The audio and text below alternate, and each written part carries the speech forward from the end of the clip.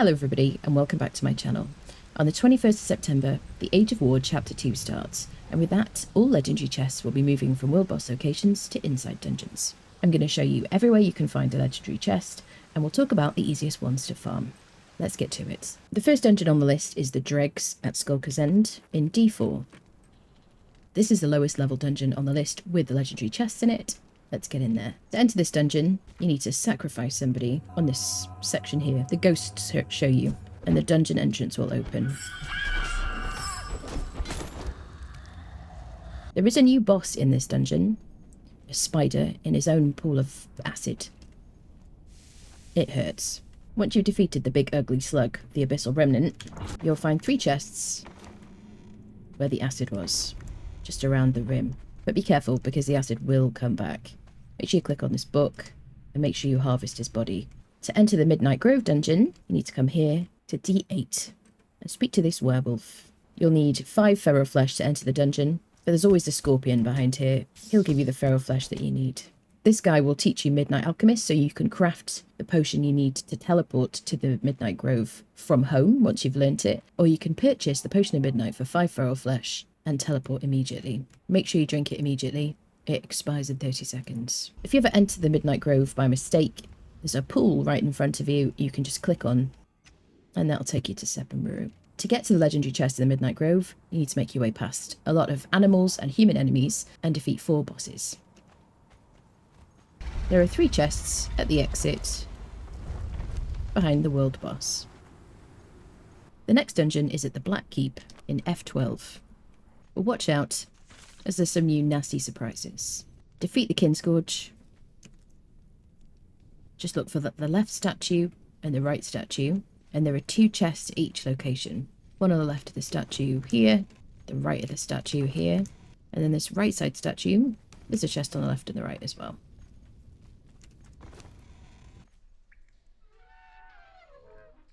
If you dive down after you defeat the boss, you'll find some chests with rare fish, which you can cook and use for buffs when you eat them. Next up, the Well of Skelos in the volcano. This circular section of the volcano. To access the dungeon, just jump in. Enemies on the way to the legendary chests have a lot of health and will hit very hard, and you also have to deal with a lot of heat. So come prepared with a stack of ice, which will cool you down, or suitable heat protection armor. Make your way to the final boss, and there are 2 legendary chests behind. You don't have to defeat the boss, fortunately, as in single player he's currently bugged. There you go, 1 chest, 2 chests. Sunken City. Access to the Sunken City is via a boat by this shoreline in 06. Just click on this boat to access the dungeon. This dungeon is underwater, so make sure to bring some breathing potions or an underwater breathing mask or a riptide spear so that you can make your way around.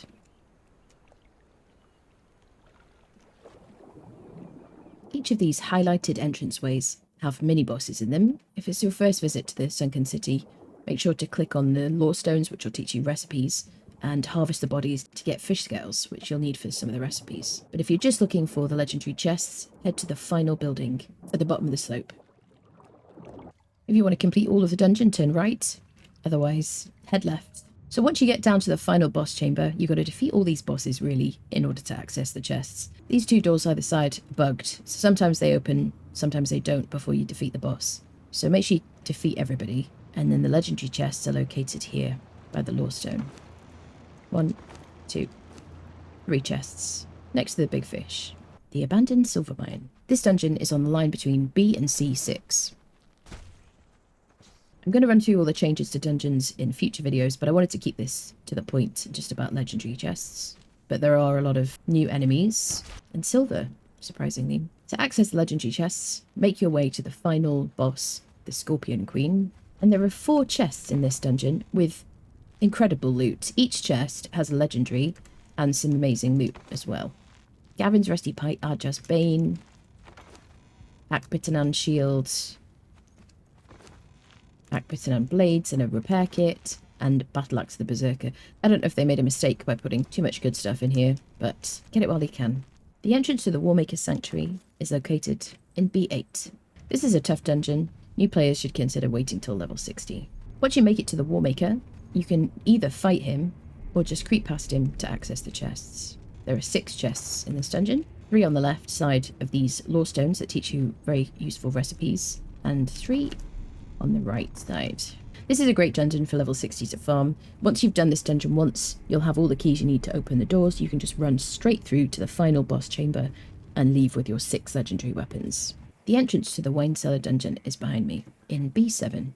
Submarine is a peaceful place. Most of the enemies here won't attack unless provoked, so you can make it to the entrance of the dungeon safely at any level. Unless you're an experienced player, I suggest you avoid this dungeon until you're level 60. Make your way past the human NPCs. The mini-bosses in this dungeon hit very hard. There is a world boss spider in this dungeon, who always had a legendary chest here, but the legendary chest is now gone. But it's still a great place to get some gossamer, and you can get a legendary key from him. This is the final chamber, where the legendary chests are, which you have to defeat the boss to access. It's a tough fight for any level. These gates will open when you defeat the boss, and you'll find the chests just outside the gates. On your way out. The Temple of Frost is here on the map, between D and E14.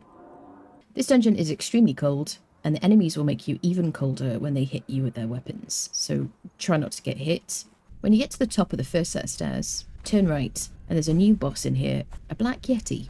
He's got a chest next to him. He drops some hardened steel unique items which won't be repairable, and he'll give you a skeleton key for the chest. The next chest is located underneath the Frost Smithy.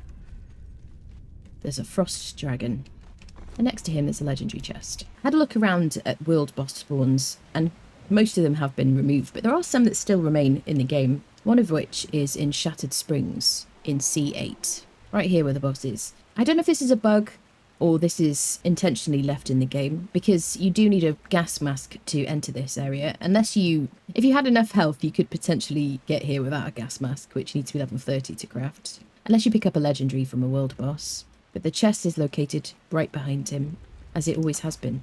And the last chest I found was behind a white tiger boss here in Crown Grove in B9. I think this one's just been left here by mistake, because you could probably run up to it, grab the legendary without defeating the boss. You need to defeat world bosses in order to get skeleton keys. Just harvest the body and it'll be a skeleton key along with the other resources. My favourite world bosses to defeat at any level are spiders. They might seem intimidating, but they're actually quite predictable in their movements. I'm going to fight this boss naked with just stone daggers and some weak aloe extract. I have taken away most of my points because I'm a level 60 character. I've just specced up to the first perk in agility and the first perk in vitality, just to show that you could do this with very little, and you probably would do it with some points. The first perk in vitality will give you passive regeneration, and definitely spend more points. The more points you spend in agility, the more damage you're going to do with your daggers. Ideally try to use iron poniards, steel poniards, or whatever. Use the best daggers you can craft. I'll show you my technique. So I've come out of God and Cloak. I'm going to show you how I would defeat this spider. The important thing is to stay away from his face and avoid his little friends, because they will cover you in gossamer. Like that. We've just got this one little spider to deal with, and then we can focus on the boss. And I'm hovering my thumb over the Alt key so I can move whenever I need to. If you're on console, obviously the controls will be different, but I'm just going to let the bleed do the work. There we go. Little spider down. Okay, so now it's just me and this one here, as long as we don't venture out too far. So you're going to walk in. I'm going to try and put in a couple of slashes with my right click and apply a bleed, and then just move out. I'm going to rinse and repeat. It's going to take a while, but this is the quickest way at the beginning of the game to get yourself a legendary weapon. So now he's got a 20 stack of bleed. The higher the stack of bleed, the more damage it's going to do. So you want to get a 20 stack on it and just maintain that. And just wait for his health to go down. This is why we have 4 stone daggers. Just staying out of his AoE, and I'm just going to keep away from his face as well. I'm going to wait for him to attack, and then I'm going to attack. Start to get a bit greedy towards the end of the fight. That's when mistakes happen.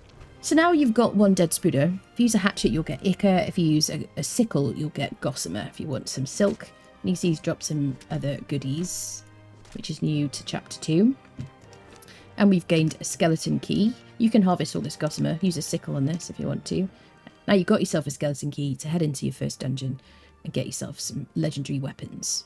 Thanks for watching. If you found this video helpful, click the like button and consider subscribing. You can find me live streaming Conan EXILES on my Twitch channel, twitch.tv/Annabriella. Stop by and say hi.